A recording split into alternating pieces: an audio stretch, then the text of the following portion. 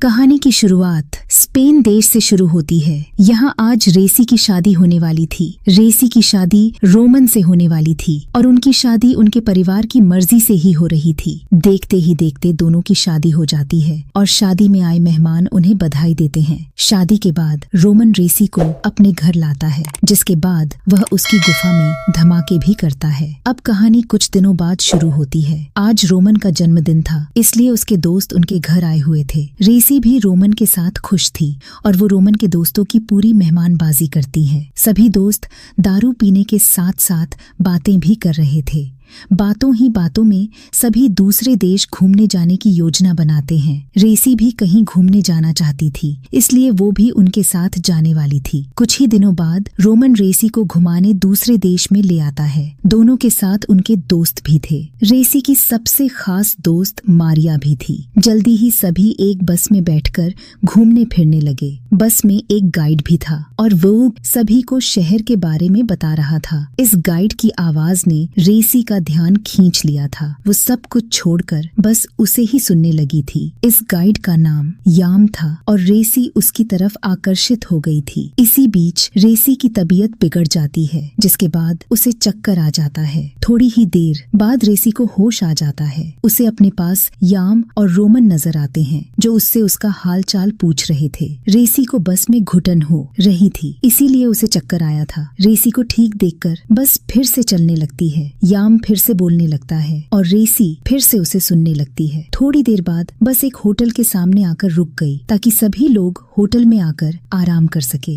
रेसी जब बस से उतरती है तो उसे सामने याम नजर आता है। दोनों एक दूसरे को अपना नाम बताते हैं। इससे पहले कि दोनों ज्यादा बात कर पाते, रोमन रेसी को लेकर होटल में चला जाता है। जल्दी ही रेसी अपने कमरे में पहुंच गई थी, जिसके बाद दोनों पति पत्नी आराम करने लगे। अगले दिन सभी लोग फिर से शहर घूमने लगे। रेसी का ध्यान बार बार याम पर जा रहा था और याम ने भी यह चीज देख ली थी। उसे जब मौका मिला तो वह रेसी के पास आता है और उससे छेड़छाड़ शुरू कर देता है। उसकी छेड़छाड़ से रेसी गर्म तो हो गई, लेकिन वह खुद पर काबू पाकर उससे दूर हो जाती है। घूमने फिरने के बाद सभी लोग कुछ खाना पीना चाहते थे, इसलिए सभी एक कैफे में बैठ गए थे। इसी बीच रेसी जब अपना रुमाल लेने बस में आती है तो वहाँ उसे याम मिलता है और वह उसे पकड़कर उसकी गुफा में धमाके कर देता है। वैसे रेसी की दोस्त मारिया ने दोनों को बस में देख लिया था, इसीलिए उसे दोनों पर शक हो गया था। शाम को भी याम रेसी के होटल में आकर उसकी गुफा में धमाके करता है। रेसी को याम से प्यार हो गया था, इसलिए वो उसके साथ पानी निकालने लगी थी। शहर घूमते घूमते दोनों को जब भी मौका मिलता तो दोनों पानी निकालने लग जाते। कुछ दिनों बाद रेसी अपने देश वापस लौट आती है। घर आकर वह कई दिनों तक याम से बात करने की कोशिश करती है, लेकिन याम से उसकी बात हो नहीं पाती। याम ने उसे जो नंबर दिया था वो अब बंद हो चुका था और रेसी को यह बात नहीं पता थी। रेसी की जब याम से बात नहीं हो पाती तो वह उदास रहने लगी। उसे उदास देखकर मारिया उससे उसकी उदासी का कारण पूछती है। रेसी उसे बता देती है कि मैं याम से प्यार करने लगी हूँ। सारी बात जानकर मारिया उसे सब कुछ भूलने को कहती है, लेकिन रेसी उसकी बात को अनसुना करते देती है। थोड़े दिनों बाद रेसी रोमन को बताती है कि मैं माँ बनने वाली हूँ। रेसी की बात सुनकर रोमन उदास हो गया। वो उससे कहता है कि डॉक्टर ने मुझे कई साल पहले ही बता दिया था कि मैं गुफा में धमाके तो कर सकता हूँ, लेकिन मैं कभी बाप नहीं बन सकता। उसकी बात सुनकर रेसी हैरान हो गई। रेसी को बच्चे पसंद नहीं थे और न ही वह शादी के बाद बच्चा चाहती थी। यह बातें रोमन को पता थीं, इसीलिए उसने रेसी से शादी करी थी। रोमन जब उससे पूछता है कि तुम्हारे पेट में किसका बच्चा है, तो रेसी उसे याम के बारे में सब बता देती है। रोमन को सब बताकर वो उससे तलाक लेना चाहती थी, मगर रोमन समाज से डरकर उसे तलाक नहीं देता। वह बच्चे को अपना नाम देने को तैयार हो गया था, ताकि उसकी बीवी की बदनामी ना हो। रेसी याम को भी बताना चाहती थी कि वह उसके बच्चे की माँ बनने वाली है, लेकिन काफी कोशिशों के बाद भी उसकी याम से बात नहीं हो पाती। कुछ महीनों बाद रेसी एक लड़के को जन्म देती है। रेसी उसका पूरा ध्यान रखती थी और रोमन भी उसकी पूरी मदद करता था। ऐसे ही एक बार बच्चे को बुखार हो जाता है।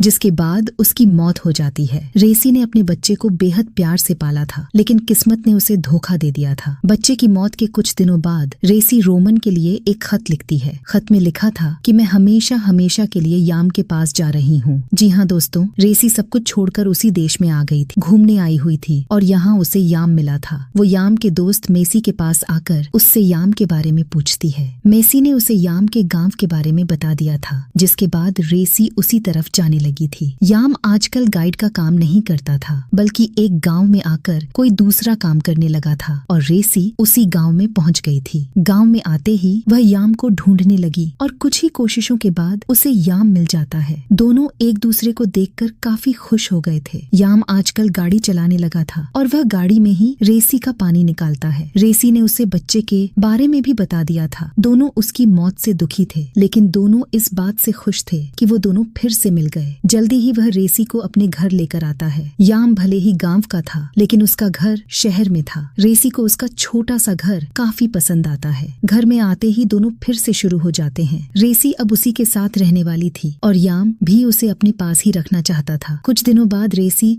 अकेली ही पासपोर्ट दफ्तर में आती है। वो हमेशा हमेशा के लिए इसी देश में रहना चाहती थी। दफ्तर वाले उसे बताते हैं कि या तो तुम कोई ढंग का काम करने लग जाओ या फिर याम से शादी कर लो। दफ्तर वालों की बात सुनकर रेसी याम के घर चली आई। कुछ देर बाद याम के घर एक बूढ़ी लेडी आती है और उसके साथ 2 बच्चे भी थे। ये लेडी याम की माँ थी और वह उससे ही मिलने आई थी। वो रेसी को बताती है कि ये दोनों बच्चे याम के हैं और मैं बच्चों को याम से मिलाने आई हूँ। पहले पहले तो रेसी उसकी बात पर यकीन नहीं करती, लेकिन जब याम आकर बच्चों से मिलता है तो उसे उस पर बेहद गुस्सा आता है। बच्चों के जाने के बाद रेसी उससे उसकी बीवी के बारे में पूछती है। याम उसे बताता है कि मैं तलाकशुदा हूँ और मैं सिर्फ अपने बच्चों से प्यार करता हूँ। मेरी शादी बिल्कुल सफल नहीं रही थी और अब मैं शादी के नाम से भी नफरत करता हूँ। मैं तुम्हें खोना नहीं चाहता था, इसीलिए मैंने यह बात तुमसे छुपा कर रखी थी कि मेरे 2 बच्चे भी हैं। रेसी तो आज उससे शादी की बात करना चाहती थी ताकि वह हमेशा के लिए उसके साथ रह सके, मगर याम को शादी से नफरत थी, इसलिए कुछ कुछ दिनों के बाद वो काम ही शुरू कर लेती है। वो याम के साथ मिलकर चादर बनाने लगी थी और इस काम में याम का दोस्त मेसी भी उनकी मदद करता था। ऐसे ही एक दिन एक अमीर बंदा उनके घर आता है। वो चादरों का बड़ा आर्डर देना चाहता था, लेकिन आर्डर के साथ साथ वो रेसी की गुफा में धमाके भी करना चाहता था। याम को इस चीज से कोई परेशानी नहीं थी, लेकिन रेसी इसके लिए नहीं मानती। रेसी उससे प्यार करती थी, लेकिन वो साला उसका फायदा उठाकर पैसे कमाना चाहता था। रेसी उसे मनाने की काफी कोशिश करती है, लेकिन वह साला मानने को तैयार ही नहीं था। हार कर रेसी बंदे को खुश कर देती है और वो उन्हें बड़ा ऑर्डर दे देता है। बंदा रेसी से इतना खुश हो गया था कि वह तोहफे में उसे एक छोटी सी गन भी दे देता है। ऐसे ही एक दिन